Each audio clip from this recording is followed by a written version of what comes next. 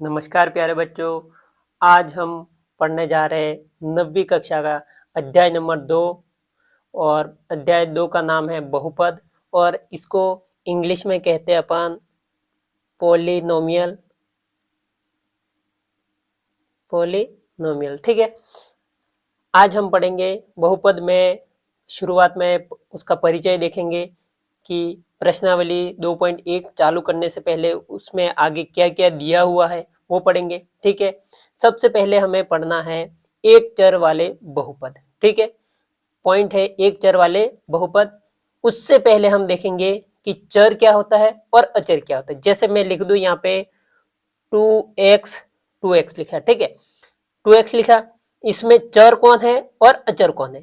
तो जो x y z लिखा हुआ होगा वो तो होगा अपना चर। ठीक है। अब जो संख्यात्मक मान है जैसे 1 2 3 4, जैसे अपने गिनती वाली संख्या उसको तो बोलेंगे अचर। ठीक है। ये समझ में आ गया। चर कौन सा है, जो एक्स वाई जेड आएगा वो चर है और अपने संख्यात्मक मान है वो तो क्या है, अचर। ठीक है। अब शुरुआत करें एक चर वाले बहुपद। एक चर वाले बहुपद का मतलब ये होता है कि जैसे कोई बहुपद दिया हुआ होगा उस बहुपद में चर एक ही होगा। जैसे x है तो उस पूरे बहुपद में x x ही होगा। अगर y है तो y y ही होगा। अगर z है तो पूरे बहुपद में क्या होगा, z z z ही होगा। ठीक है। जैसे देखो पहले क्या लिखा हुआ मैंने 2x, तो इसमें एक चर है तो यह है। अब दूसरा देखो 2x plus 3x plus Y, इसमें भी देखो यहाँ पे x यहाँ पे भी x है। अगर यहाँ पे y आ जाता तो अपना ये एक चर में बहुपद नहीं होता, क्योंकि वहां पे चर कितने हो जाते, एक x हो जाता और दूसरा y हो जाता। पर अपने यहाँ पे देखो x और यहाँ पे भी x, तो ये भी एक चर में बहुपद है। अगर बोला जाए 2x प्लस 3y प्लस 10, ये इनको बोला जाए कि ये एक चर में बहुपद है, तो नहीं है। क्यों नहीं है, क्योंकि यहाँ पे देखो यहाँ पे x है एक चर और दूसरा चर कौन सा है, y है, इसलिए ये एक चर में बहुपद नहीं है। ठीक है। अब कोई और उदाहरण ले ले 2x² प्लस 2x प्लस 5, ये भी क्या हुआ, x x, यानी एक चर में ये भी बहुपद है। ऐसे भी कई उदाहरण आप अपने अनुसार कर सकते हो, ऐसा फिक्स नहीं है कि यही उदाहरण लिखो। ठीक है। अब आगे देखो दूसरा पॉइंट है पदों के आधार पर बहुपदों का वर्गीकरण। यानी पद कितने हैं उसके आधार पर, एक पद है, दो पद है, तीन पद है, उसके आधार पर क्या किया है, बहुपदों का वर्गीकरण किया है। ठीक है। तो देखो एक पदी, एक पदी का मतलब क्या होता है, जिस जिस बहुपद में जिस बहुपद में एक पद हो, जिस बहुपद में एक पद हो उसे हम क्या बोलेंगे, एक पदी बोलेंगे। ठीक है। जिस बहुपद में एक पद हो उसे हम क्या बोलेंगे, एक पदी बोलेंगे। ठीक है। जैसे देखो यहाँ पे कितने पद है, एक ही दिख रहा है, एक है। अगर 2x ये भी एक पद है, अगर 5x² ये भी कितना, एक पद है। जहां पे भी एक पद लिखा हुआ हो वो क्या होगा, एक पदी बहुपद होगा। और उसकी परिभाषा जिस बहुपद में एक पद हो, कितने पद हो, एक पद हो, उसे हम क्या बोलेंगे, एक पदी बोलेंगे। ठीक है। अब आगे बढ़ते हैं द्विपदी। नाम से ही पता चल रहा है, एक में एक और द्वि में दो। जैसे x+1 ये कितने हुए, दो। तो द्विपदी की परिभाषा क्या होगी, जिस बहुपद में दो पद हो, दो पद हो, दो पद हो उसे क्या कहते हैं, द्विपदी बहुपद कहते हैं। ठीक है। ये भी हो गया। अगर इसका उदाहरण और लिखना जाए तो 2x² प्लस 5 ऐसे कई उदाहरण अपन अपने अनुसार लिख सकते हैं। अब तीसरा देखो, त्रिपदी, नाम से ही पता चल रहा है कि त्रि का मतलब क्या होता है, तीन। तीन, त्रि का मतलब क्या होता है, तीन, ठीक है। जैसे देखो त्रि का मतलब तीन, तो कितने पद आने चाहिए, तीन पद आने चाहिए। तो देखो एक, दो, तीन, तो इसकी परिभाषा क्या हो सकती है, जिस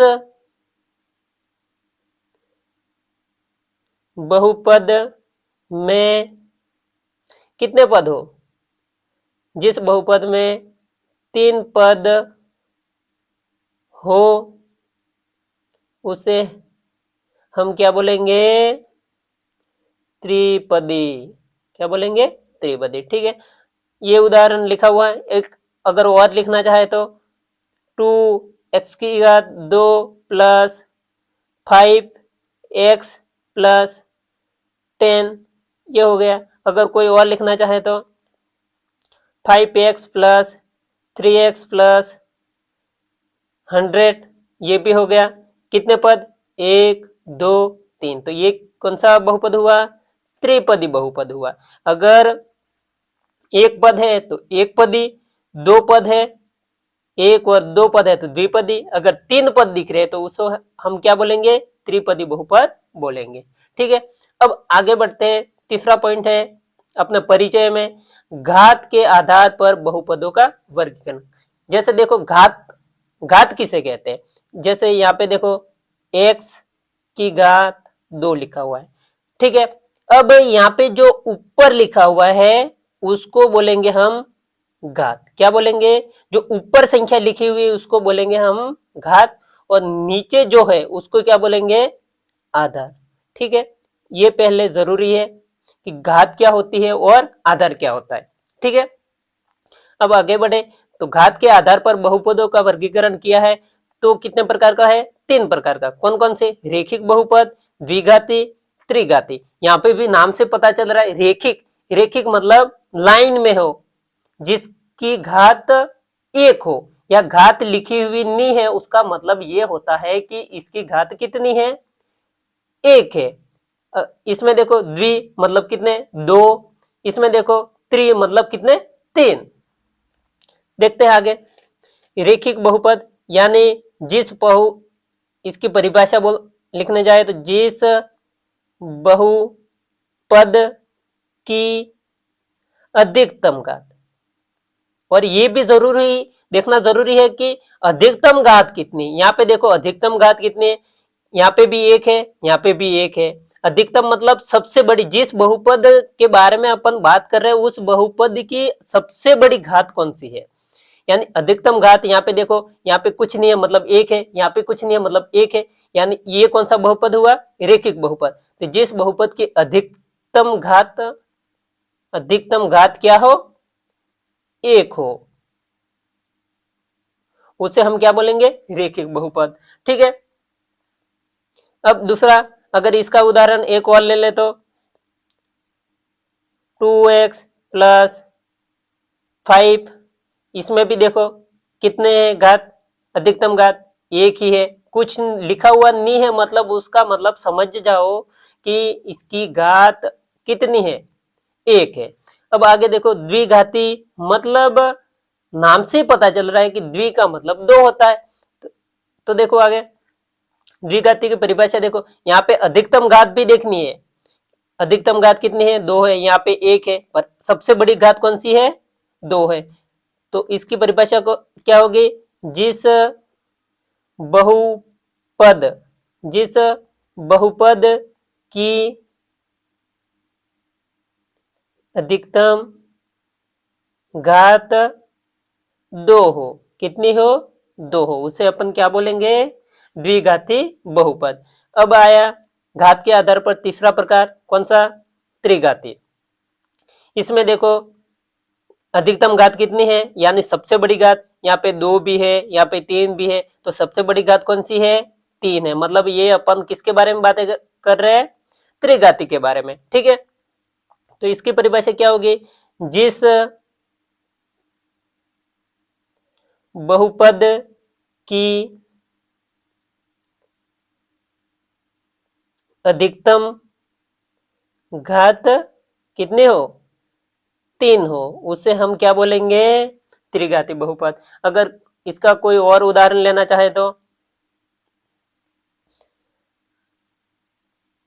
x की घात 2, x की घात 3 प्लस 2x² प्लस 5, ठीक है।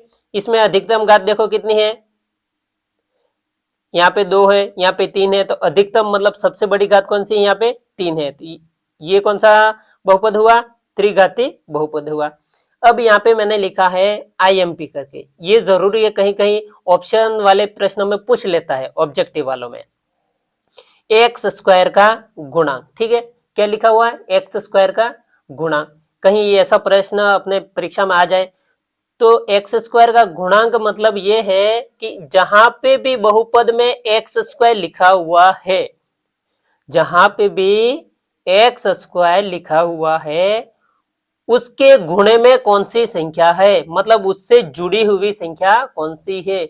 अगर नहीं है तो एक है, अगर लिखी हुई है तो वही लिखनी है, अगर लिखी हुई नहीं है उसके आगे, एक्स स्क्वायर के आगे, तो हमें क्या लिखना है, एक लिखना है। और हमें सबसे बड़ी चीज याद रखनी है इसमें कि प्लस और माइनस, अगर प्लस है तो प्लस लिखने की जरूरत नहीं है, अगर माइनस है तो माइनस लिखना जरूरी है। देखो यहाँ पे एक्स स्क्वायर का गुणांक, तो इसमें देखो एक्स स्क्वायर कहाँ है, यहाँ पे 3x³ है प्लस 2x² प्लस 5x, और स्क्वायर का मतलब ये होता है कि घात कितनी, घात 2, ठीक है, घात कितनी 2, जहां पे भी घात 2 हो उसका गुणे में कौन सी संख्या वो देखना हमें। तो यहाँ पे 3x की घात 3 प्लस 2x की घात 2 प्लस 5x, देखो यहाँ पे x की घात 2 के गुणा में कौन है, गुणा में मतलब उससे जुड़ी हुई संख्या कौन है, जुड़ी हुई है मतलब वो किस में है, गुणे में है, तो कौन सी है, 2 है, ठीक है। तो इसका आंसर क्या होगा, एक्स स्क्वायर का गुणांक, एक्स स्क्वायर का गुणांक क्या होगा, क्या होगा बताओ, 2। अब दूसरे में देखें, 4x की घात 5 प्लस 2x की घात 4 माइनस 3x की घात 2 प्लस 5। अब हमें क्या देखना है, जो पूछा वही देखना है, एक्स स्क्वायर का गुणांक, यानी एक्स स्क्वायर का मतलब होता है घात कितनी, एक्स की 2 घात, जहां पे भी एक्स की घात 2 हो वहां पे हमें उसका जो गुणे में संख्या वो देखनी है। तो देखो यहाँ पे घात 5 है, यहाँ पे घात 4 है, यहाँ पे कितनी है, 2 है, तो इसके गुणे में कौन सी संख्या है, 3 है। और मैंने बोला कि हमें क्या याद रखना है, प्लस और माइनस, तो यहाँ पे देखो क्या चिन्ह है, माइनस, तो हम क्या बोलेंगे कि एक्स स्क्वायर का गुणांक बराबर क्या होगा, माइनस और 3, ठीक है, ये समझ में आ गया। अब आगे बढ़े, बहुपद की घात, अगला पॉइंट क्या है, बहुपद की घात, और साथ में मैंने लिख दिया है अधिकतम घात। अधिकतम घात का मतलब अभी मैंने बताया था कि अधिकतम का मतलब होता है कि उस बहुपद में सबसे बड़ी घात कौन सी है। देखते हैं उदाहरण, 5x की घात 6 प्लस 7x की घात 9 प्लस 7x प्लस 10। अब हमें क्या बताना है, बहुपद की घात बतानी है, क्या बताना है, बहुपद की घात, और मैंने साथ में ये भी लिख दिया है कि अधिकतम घात। तो अधिकतम घात का मतलब ये होता है कि उस जो बहुपद दिया हुआ है उस बहुपद की सबसे बड़ी घात कौन सी है। यहाँ पे देखो सबसे बड़ी घात कौन सी है, यहाँ पे तो 6 है, यहाँ पे कितने हैं, 9 है, यहाँ पे कुछ नहीं है मतलब 1 है, तो इसमें सबसे बड़ी घात कौन सी है, 9 है। तो हम क्या लिख सकते हैं इसमें, दिए गए दिए गए बहुपद, दिए गए बहुपद की की की अधिकतम अधिकतम घात, घात कितनी है, अधिकतम घात 9 है, इसलिए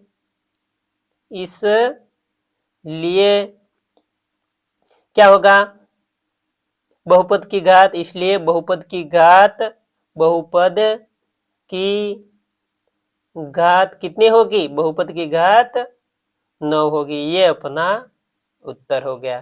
ठीक है, ऐसे कोई भी यानी कोई भी बहुपद आ जाए और बहुपद की घात पूछ ले तो हमें क्या देखना, उस बहुपद की सबसे बड़ी घात कौन सी है। जैसे 6x की घात 10 प्लस 5x की घात 15 प्लस 10x की घात 16 प्लस 10x। देखो यहाँ पे बहुपद लिया है 6x की घात 10 प्लस 5x की घात 15 प्लस 10x की घात 16 प्लस 10x। ठीक है, ये बहुपद लिया है और मैंने क्या बोला है कि जो भी बहुपद दिया हो उसकी सबसे बड़ी घात हमें देखनी है। कब, जब हमें क्या पूछे, बहुपद की घात ज्ञात करने के लिए पूछे तो हमें क्या देखना है, उस बहुपद की सबसे बड़ी घात देखनी है। ऐसे प्रश्न आगे आएंगे, देखेंगे अपन। देखो तो इसमें देखो यहाँ पे 10 है, यहाँ पे 15 है, यहाँ पे 16 है और यहाँ पे 1 है।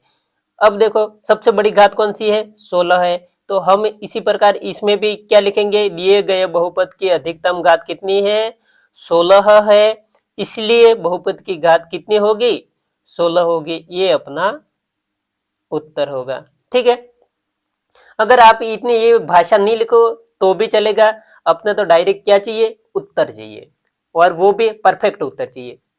ठीक है, अब एक और चीज आपको याद रखनी है इसमें, जैसे यहाँ पे तो दिए हुए थे बहुपद, इसलिए क्या थी, इनकी घात थी। एक शून्यतर अचर बहुपद, अचर मतलब अचर क्या होता मैंने बताया है यहाँ पे 2x, इसमें x है जो क्या है, चर है, और जो संख्यात्मक मान है वो क्या है, अचर। तो इसमें देखो अचर बहुपद लिखा हुआ, अचर मतलब जैसे 2 हो, 4 हो, 5, जैसे अपने संख्या वाले मान हो उनकी घात कितनी होती है, शून्य होती। ये हमें याद रखना है, ये हमें बहुत जरूरी है कि कहीं अगर ऑप्शन वाले में प्रश्नों में पूछ ले कि एक शून्यतर अचर बहुपद की घात क्या होती है, तो क्या होती है, 0 होती है। और अचर बहुपद मतलब जैसे संख्यात्मक मान। ठीक है, अब आगे बढ़े। प्रश्न नंबर है यानी उदाहरण नंबर, इससे जो हमने परिचय पढ़ा उससे रिलेटेड है उदाहरण नंबर 1। ठीक है, नीचे दिए गए प्रत्येक बहुपद की घात ज्ञात कीजिए। अभी हमने पढ़ा बहुपद की क्या पढ़ी, घात पढ़ी। तो हमें सबसे बड़ी चीज याद रखनी है इस प्रश्न में कि बहुपद की घात मतलब उस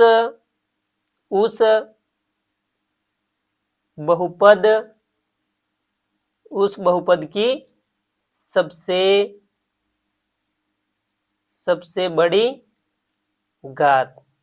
सबसे बड़ी घात का मतलब होता है अधिकतम घात। ठीक है, ये आपको याद रखना है जहां पे भी बहुपद की घात ज्ञात करने के लिए पूछे तो। अब देखो उदाहरण नंबर 1 का पहला है x की घात 5 माइनस x की घात 4 प्लस 3। अब आपको समझ में आ ही गया होगा कि प्रश्न हमें क्या पूछा है, कोई बहुपद की घात ज्ञात करो। तो हमें पता है कि बहुपद की घात का मतलब क्या होता है कि उस बहुपद की सबसे बड़ी घात। तो इसमें देखो सबसे बड़ी घात कौन सी है, 5 है। तो हम क्या लिखेंगे, हल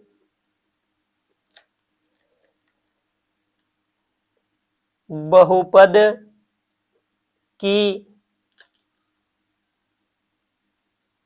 अधिकतम घात कितनी है, यहाँ पे अधिकतम यानी सबसे बड़ी घात यहाँ पे 4 है और यहाँ पे 5 है। तो सबसे बड़ी कौन सी हुई, 5।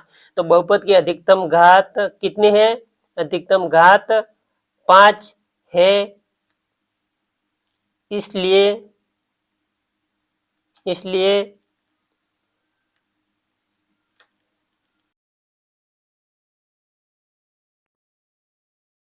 हुई बहुपद की घात हुई 5। ये अपना उत्तर हुआ। ठीक है, अब इसी प्रकार आगे वाले में देखो क्या लिखा हुआ है, 2 माइनस वाई की घात 2 माइनस वाई की घात 3 प्लस 2 वाई की घात 8। हमें क्या पूछा है, बहुपद की घात ज्ञात करने के लिए बोला है। तो हम क्या करेंगे, इसमें देखेंगे, हमें पहले से ही पता है कि उस बहुपद की सबसे बड़ी घात होगी वो बहुपद की घात होगी। तो यहाँ पे देखो, यहाँ पे 2 है, घात कितनी है 2 है, यहाँ पे 3 है, पर यहाँ पे कितनी है 8 है। तो इसका उत्तर क्या होगा, डायरेक्ट लिख दो, बहुपद की घात कितनी होगी, बहुपद की, अगर आप लिखना चाहो तो ये भाषा भी लिख सकते हैं, अगर नहीं लिखनी है तो डायरेक्ट लिख दो, बहुपद की घात कितनी होगी 8। ये अपना उत्तर हो गया। ठीक है, अब सबसे इंपॉर्टेंट, अभी हमने पढ़ा है कि एक शून्यतर अचर बहुपद, एक शून्यतर अचर बहुपद की घात कितनी होती है, शून्य होती है। तो यहाँ पे देखो क्या आया, अचर बहुपद, क्या आया अचर बहुपद, तो इसका उत्तर क्या होगा 0, क्या होगा 0 होगा। ठीक है, ये अपने हो गया। अगर वीडियो पसंद आया तो अपने 9वीं कक्षा में पढ़ने वाले सभी बच्चों के साथ शेयर जरूर करें। धन्यवाद।